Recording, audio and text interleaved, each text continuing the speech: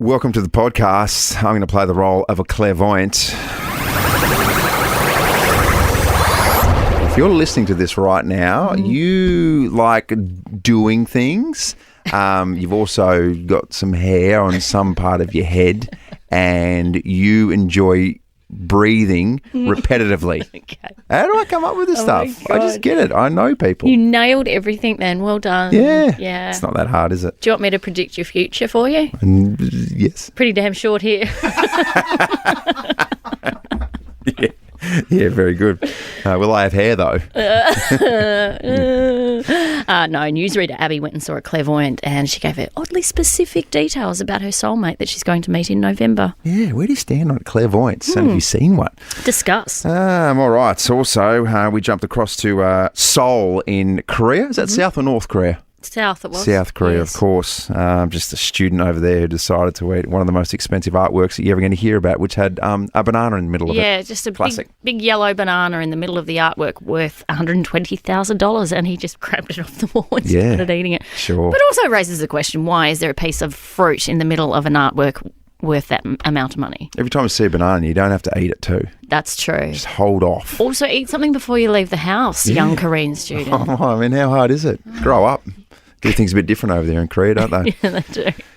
Also, we discussed what has been a very controversial topic for a couple of weeks, and that is booing at the footy. The AFL released a statement saying that they're going to come down hard on those who excessively boo, and you're at the footy on the weekend. Yeah, I'm not about the booing, and I'm also not about, everyone just yelling abuse at their own team.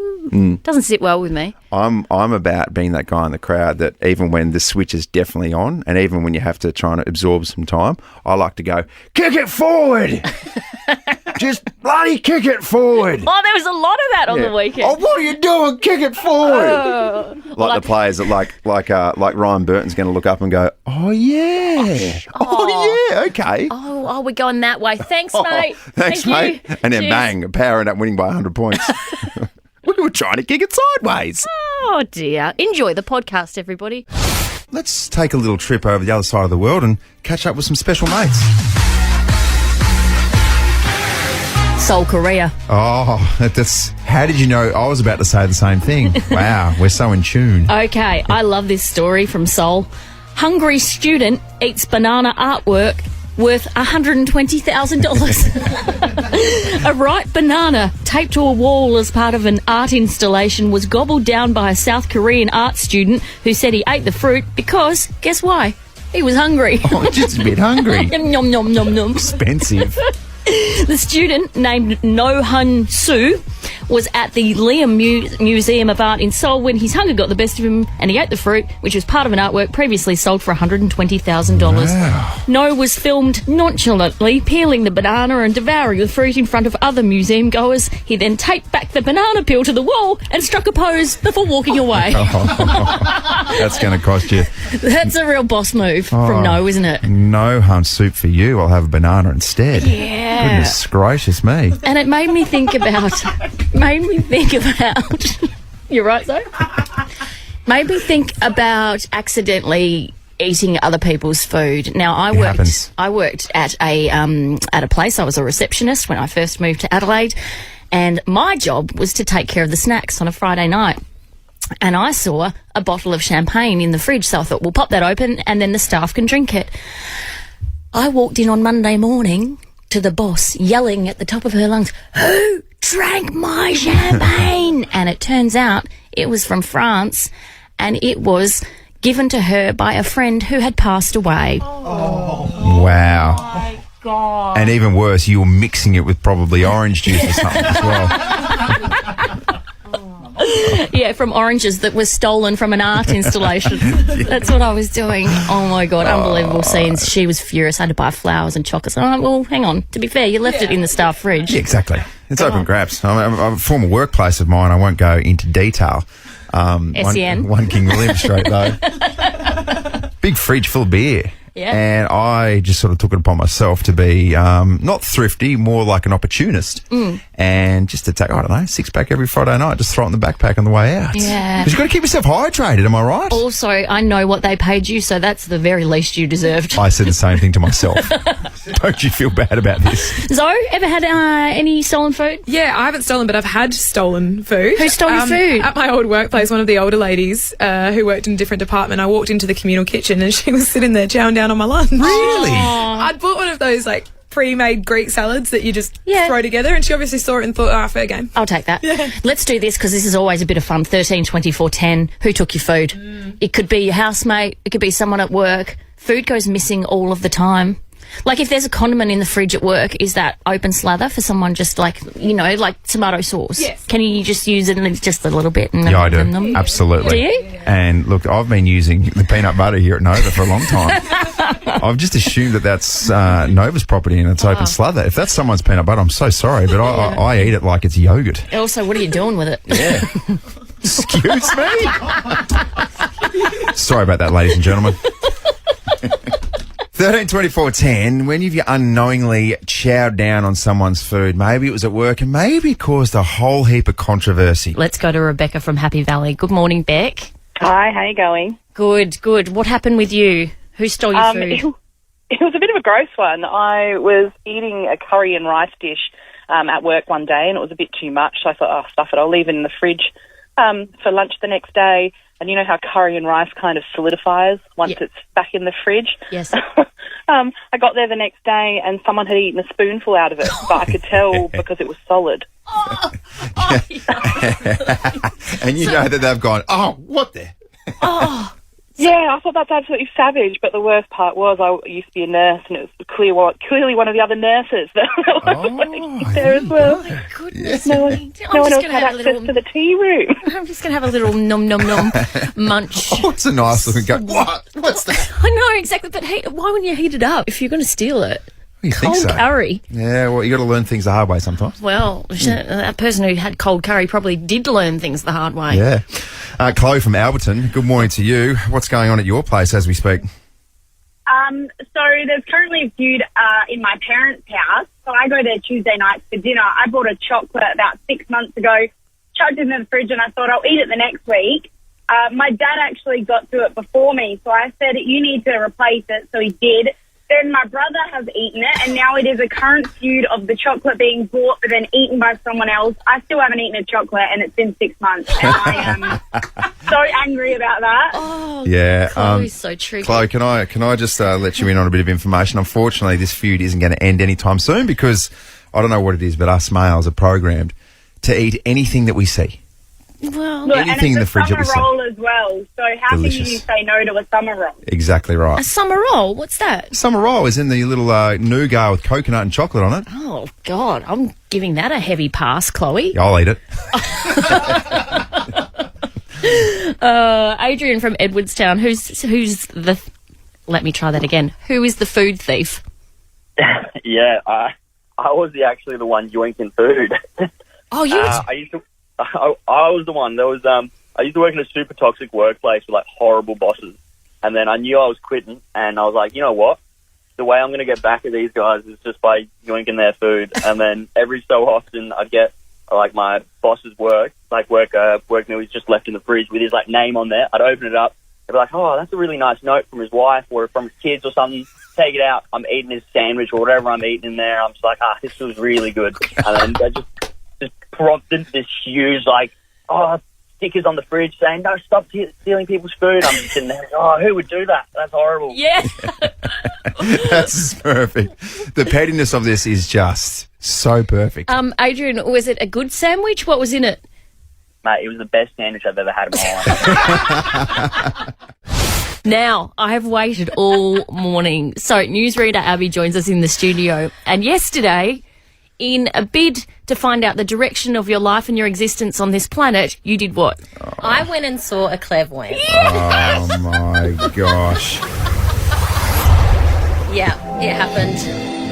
What did you us through say? it. It was actually really interesting. So I sort of, my mum, my family have all gone to clairvoyance for, since forever. They're all kooks. No, don't say that. She was brilliant. Her name's Helen. She's out at Manapara, and she did all this tarot stuff. So she's got all these different decks of cards, and we sort of went down like, okay, career-wise, are you in the right career? What's coming up? What are you going to be doing?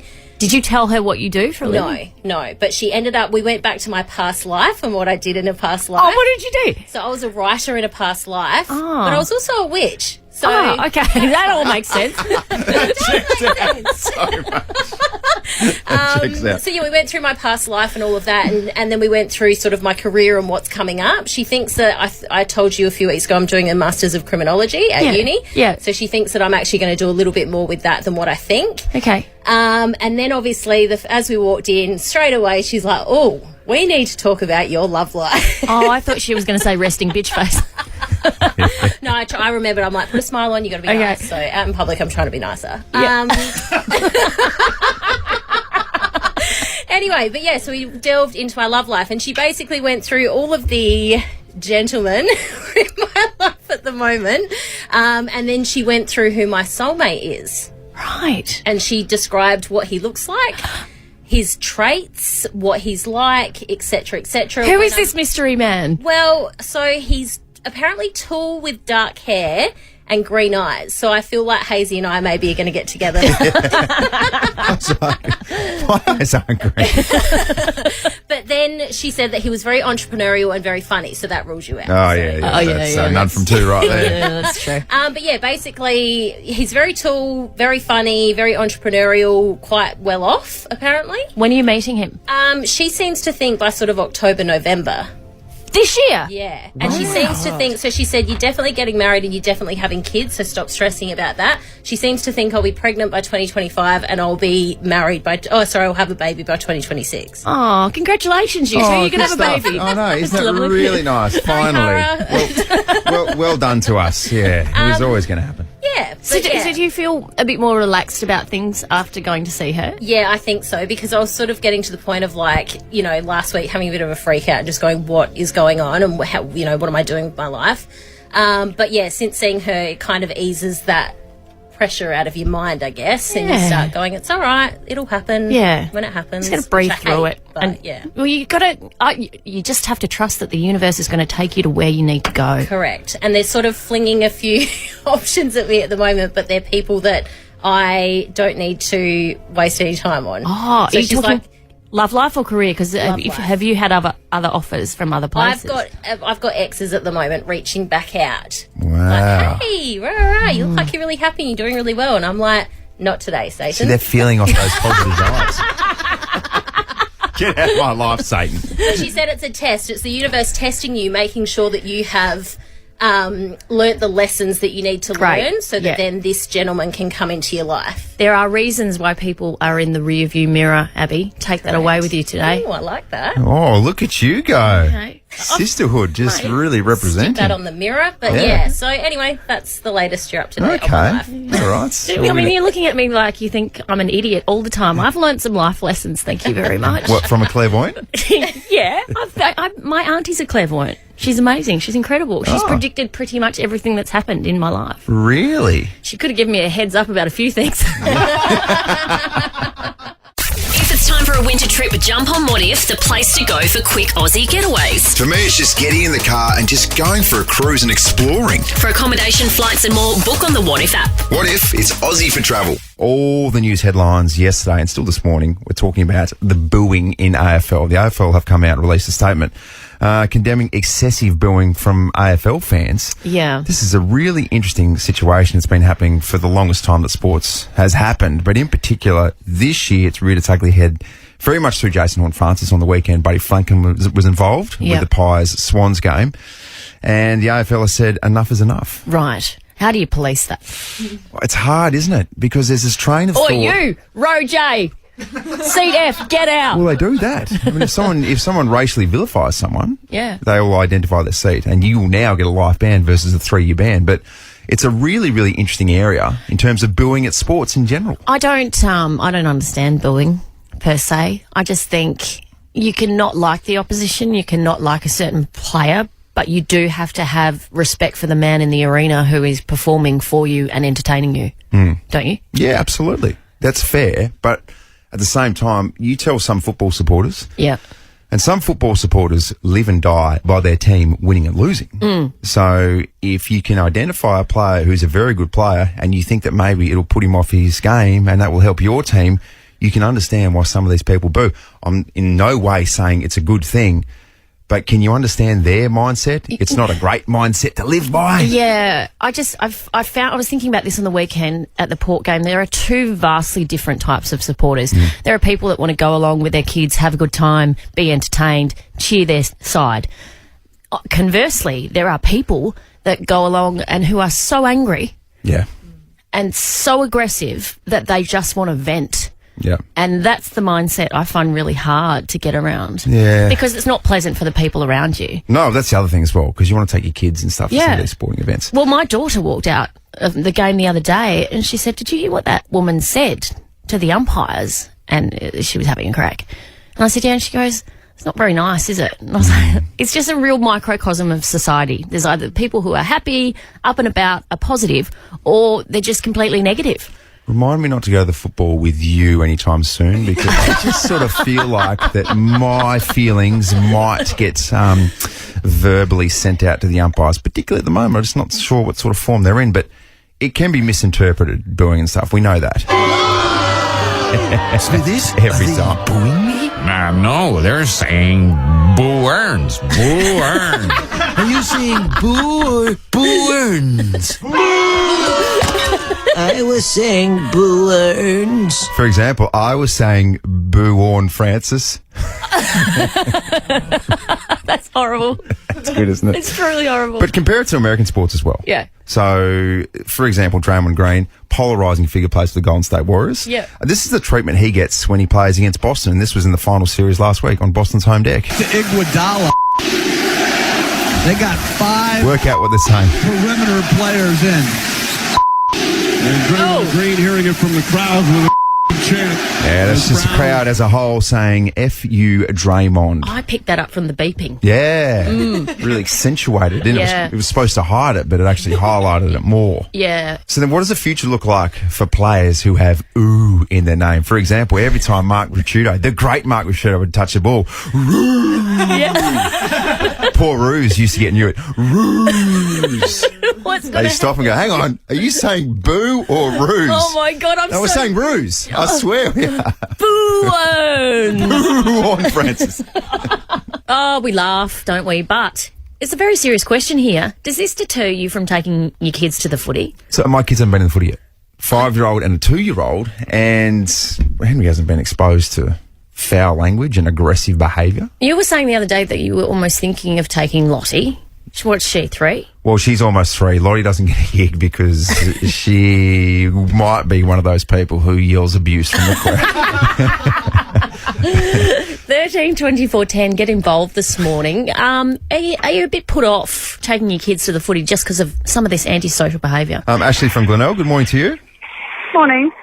Has it put you off the footy or your kids as well, Ash? Well, I don't have kids, but I was there on the weekend, same as Jodie, and I had someone sitting next to me that was just awful and swearing constantly, and there were so many kids around, and it was just horrible.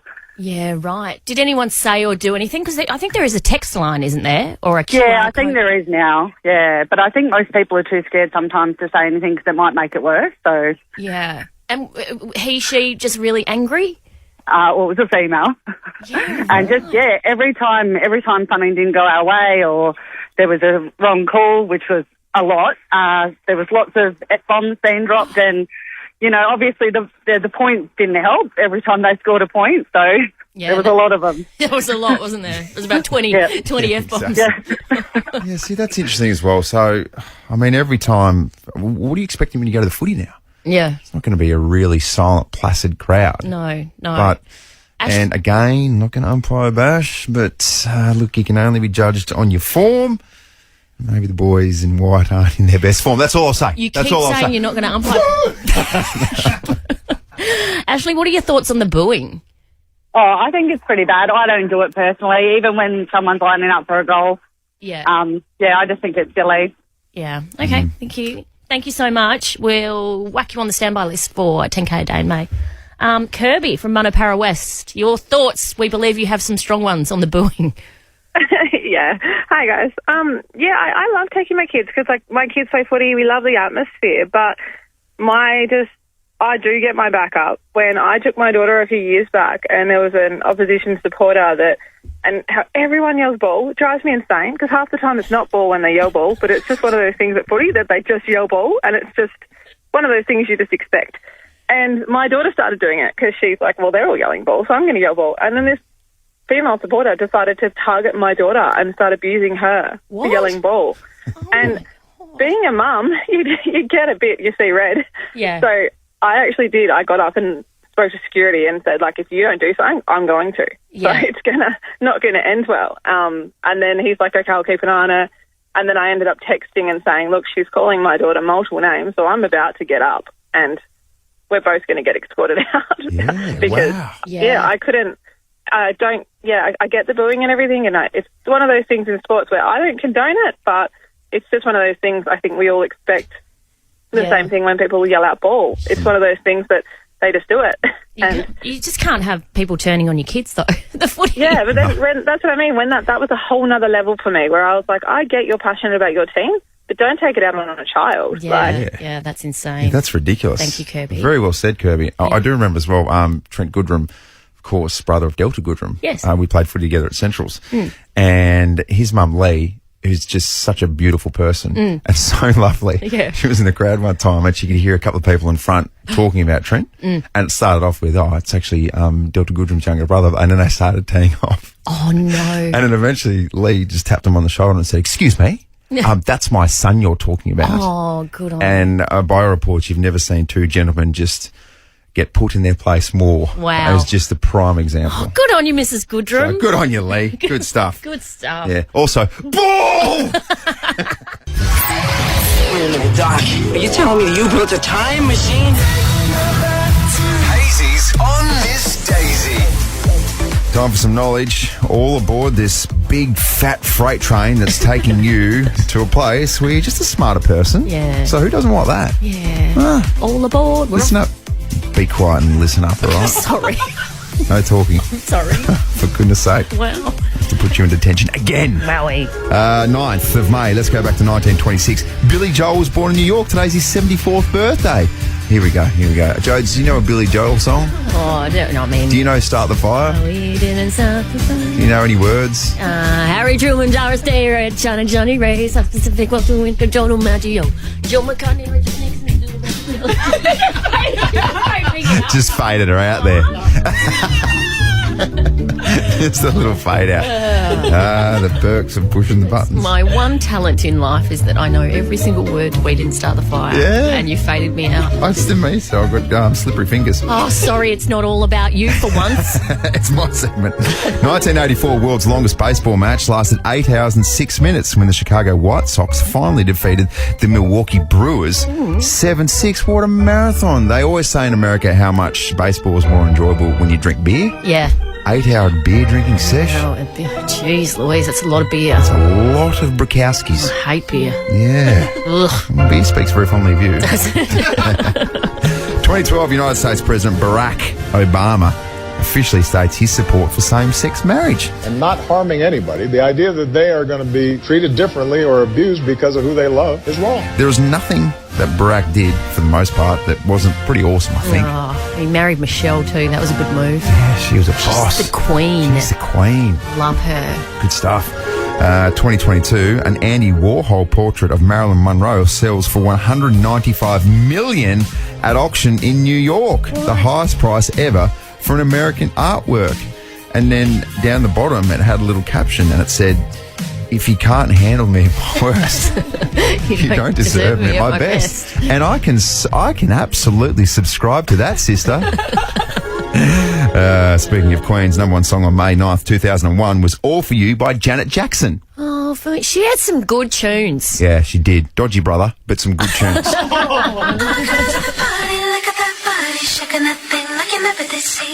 biggest breaking story this town has ever seen. You just got valuable info.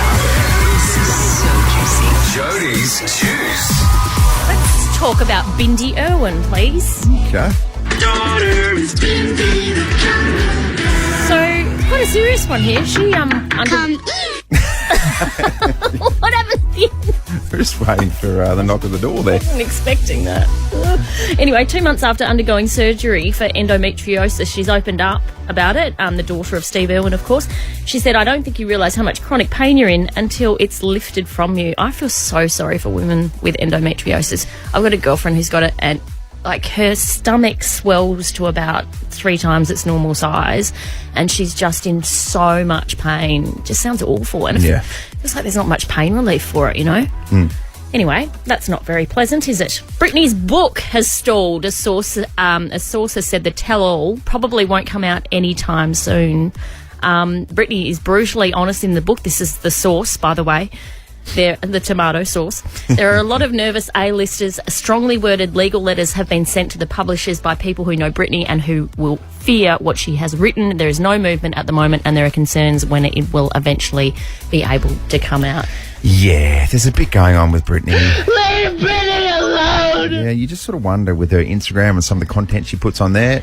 There's a few question marks that get raised. Has provided endless hours of fascination and entertainment for the 10 newsroom, I can tell you. What's going on inside that beautiful mind of yours, Britney? No, but I just like the dancing is just so out there, and I was like, if that was my mum, I'd be like, come on, mum. As in, it was good in 2002. Well, I think she's ruining her legacy, which was "Hit Me, Baby, One More Time," which was one of the greatest film clips ever, and now she's just jumping on Instagram doing all this. Yeah. Crazy stuff. Well, absolutely. It was about 2002, or maybe a little bit earlier. Hit Me Baby One More Time. Actually, it was earlier than that because I remember I was about 14 or 15. Oh, that did a bit. I'm sort of watching this going, okay, what's going on here? I think I know what's happening here. I'm getting tingles. Anyway, well done. Boy. Oh, she still doesn't give you the tingles in all the right places. The tingles have faded just a little bit. Yeah. For Britney. But bless her. Let's seamlessly segue into Bluey. Of course, that's a natural transition, isn't it? Brisbane-created kids cartoon Bluey has skyrocketed to be the #1 show in the US, ahead of several popular primetime shows, with a massive 737 million minutes viewed. That is outrageous. That's more than Big Bang Theory, Succession, NCIS and South Park. Can we please play a bit of the most wholesome show on the planet? Absolutely we can, because this is just a perfect show. Even though I don't really need to do a wee, I'm going to do one anyway. Otherwise, I might wet the bed. That's very clever, Bingo. It's called a tactical wee. It's called a tactical wee. Tactical wee. Do you do a tactical wee before bed? Absolutely we do a tactical wee, because unfortunately if we don't do a tactical wee, then unfortunately we might have a tactical wetting of the bed. Yes, which is something you want to avoid. Bluey, Bandit and Chili are helping us bring up our kids. Yeah. Dead set. Don't you play one of the games, the smoothie game on the trampoline? Yeah, I don't know if it's called the juicer or the smoothie game, but the kids get on the trampoline and you pick them up and you put them into the smoothie there, but the pretend bits of fruit. And I'm adding milk and water and sugar and all sorts of things, and then you jump on the trampoline and blend them all blend them up. That's good. It's very, very cute. I love that for you. We stole that from Bluey. Yeah. And KFC has launched a clothing line here in Australia. Yes, about time, because we needed this, didn't we? How would you like to be just completely associated a song with KFC? Yeah, I know. How does that sit with you? I wonder, can you imagine the royalties that they paid O'Connor? Who was it? O'Connor Pop. Oh, yeah. So 8 uniquely Aussie items make up the excellent release, including KFC printed trackies, 100% original recipe teas, and Colonel-inspired budgie smugglers. I'm getting you some. I am getting you some. Yeah, please do. And then I'm going to make you pose for the Nova Instagram. Yeah, do. And then I can wear it to the footy. Yeah. And just every time I see the ball, I can literally say, ball! Because that's the sort of vibe that those trackies would bring. Yes, exactly. You know what I mean? No, I'm talking the budgie smugglers. Yeah. I'll wear it to the footy. I don't mind. Oh, okay. That's fine. Jodie and Hayesy's Mum Sung Heroes. We just cannot wait to celebrate Mother's Day. So we thought, why don't we send me, along with a bunch of beautiful mums? We're going to head down to Earth Clay Studio. Me, the ladies, some pottery, and just a good old wholesome time. Bit of food and drink too. Sure, why not? Come on then. Got to stay hydrated. Yep. Get yourself into the weekend properly. Really nice. Buy that too, by the way. Earth Clay Studio, therapeutic safe space for bonding, creating, URTH, claystudio.com.au. And so this is how this works. Would you like me to explain it, Andrew? Yes, please. Okay, so you've taken a regular old song and you've just tinkered with it a little bit to make it mum-themed for Mother's Day. So Susan from Flagstaff Hill, who's about to join us now, has to guess what the actual song is. Hi, Susan. Good morning, Jodie and Hayesy. Oh, and your lovely producer as well, producer Zoe. Yes. I'm keen. Although Hayesy being there as well, it's a bit of a worry, but okay, we'll go for it. All right. Okay. Susan's up and about. Susan's like, well, I like where you're going with this, but I just wish you weren't there. Yeah, I know. Susan, I presume then you don't want to do pottery with Hayesy on Friday night? I'm sure it'll be fun. I'm sure it'll be amazing. All right. Just imagine, Susan. Picture yourself. Yeah. Role reversal. Yeah. You can play Patrick Swayze. I'll play Demi Moore. Yay. Okay, let's straight back up. All right, Susan, we're about to play you this little clip, and all you have to do is tell us what the actual song is, okay? Okay, here we go. Okay. 10:35 and I can feel your mom around me. All right, Susan. Give us a guess. Okay. You know 10:35, Tate McRae. Oh, my God. I said I'm keen. Straight in. Well done, Susan. I didn't know that you were such a... I thought it was Tiesto too. I didn't even... Tate McRae. I didn't know you were such a Tate McRae fan. Absolutely. Susan, did it help that the name of the song was in the lyrics? Yes, I believe it did. Yes. Okay. Beautiful. Very good. Well, Susan, big Friday night for you. Yeah.